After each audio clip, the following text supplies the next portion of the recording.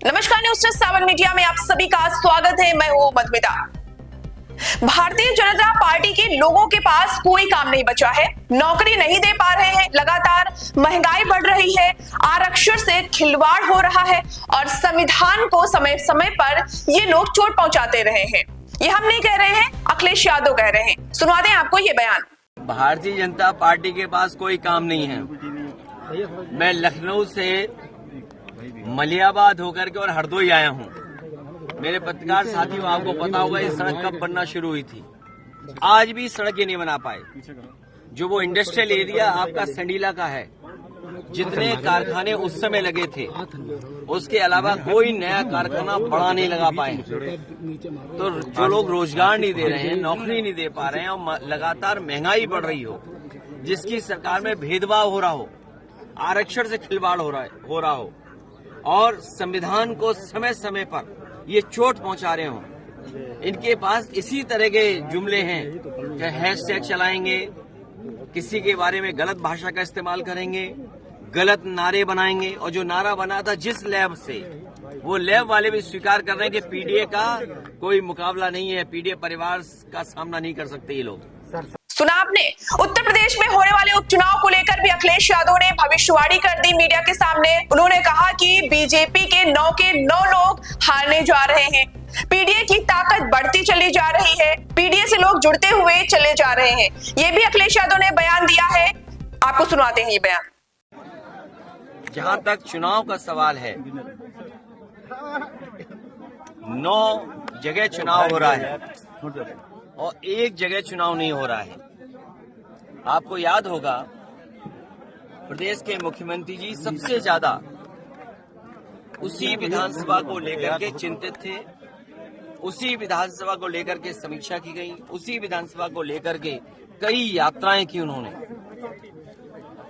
फैजाबाद, अयोध्या, वो लगातार जाते रहे और जब इंटरनल सर्वे में उन्हें पता लगा कि भारतीय जनता पार्टी यहाँ जीत नहीं रही है, उन्होंने चुनाव टाल दिया। चुनाव नहीं टाला है, जनता के गुस्से का सामना नहीं कर पा रही बीजेपी, अपने आप को अपमान से बचाने का काम किया। ये हार का अपमान फिर उन्हें सहना पड़ता। 9 उपचुनाव जहां हो रहे हैं, भारतीय जनता पार्टी सरकार के अधिकारियों को आगे करके चुनाव लड़ रही है। बीएलओ, चुनाव से संबंधित अधिकारी, जिला अधिकारी, जिनकी लगातार शिकायतें हुई हैं, उसके बावजूद भी वो न्याय नहीं दे रहे हैं और निष्पक्ष नहीं है। उसके बावजूद भी जनता इन्हें चुनाव हराएगी। ये 9 के 9 चुनाव भारतीय जनता पार्टी के लोग हारने जा रहे हैं। पीडीए की ताकत बढ़ती चली जा रही है, पीडीए से लोग जुड़ते चले जा रहे हैं और जो लोगों के जुड़ने का सिलसिला है, उसी का परिणाम ये है कि भारतीय जनता पार्टी को ऐसे नारे देने पड़ रहे हैं जो राजनीतिक इतिहास के सबसे खराब नारे हैं। सबसे खराब नारा इसलिए है कि ऐसा नारा किसी पॉलिटिकल पार्टी ने नहीं दिया होगा। वो पीडीए की ताकत से घबराए हुए हैं, इसीलिए ऐसा नारा दे रहे हैं। बीजेपी सरकार की स्ट्रेटेजी बहुत साफ है, पहले तो झूठा फंसाओ और फिर मीडिया के माध्यम से बदनाम कर दो। ये बयान भी अखिलेश यादव का आया है, उन्होंने तीखा प्रहार किया है बीजेपी पर। उनका ये भी आपको बयान सुनवाते हैं। बीजेपी के लोग और बीजेपी की सरकार की स्ट्रेटेजी बहुत साफ है, पहले तो झूठा फंसाओ और झूठा फंसाने पर इतना बदनाम कर दो मीडिया के माध्यम से कि कोई अगर मदद करने आए तो उसे भी प्रशासन के माध्यम से झूठे मुकदमे लगा करके फंसा दो। निष्पक्ष जांच होगी और हमें उम्मीद है कि न्यायालय उन्हें न्याय देगा। और बीजेपी के लोग तो ऐसे हैं, हमारे पत्रकार साथी, अगर आप में से कोई सच्चाई दिखा दे, भ्रष्टाचार की भी खबर चला देगा, तो ऐसा मुकदमा लगेगा, ऐसी धाराएं लगेंगी कि आप हाईकोर्ट में भी घूमते रहना, आप जमानत नहीं पाओगे।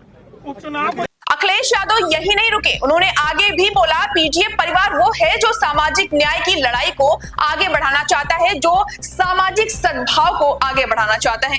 ये भी बयान सुन लीजिए अखिलेश यादव का।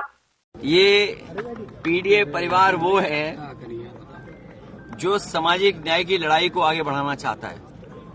ये पीडीए परिवार वो है सामाजिक सद्भाव को आगे बढ़ाना, जो लोकतंत्र, संविधान बाबा साहब भीमराव अम्बेडकर जी का और लोहिया गांधी के देश को जो खराब कर रहे हैं उनको बचाने वाला ये है। जो भाईचारा कोई बचा रहा है तो आज पीडीए परिवार के लोग भाईचारा बचा रहे हैं।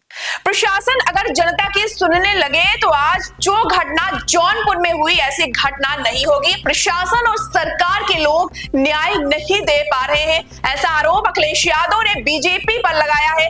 ये आखिरी बयान भी आपको सुनवाते हैं। प्रशासन अगर जनता की सुनने लगे तो आज घटना जौनपुर में जो हुई है ऐसी घटना नहीं होती। प्रशासन और सरकार के लोग न्याय नहीं दे पा रहे, इसीलिए इस तरह की घटनाएं हो रही हैं। जौनपुर में इससे पहले एक बिंद परिवार के नौजवान को पीट करके पुलिस ने मार दिया।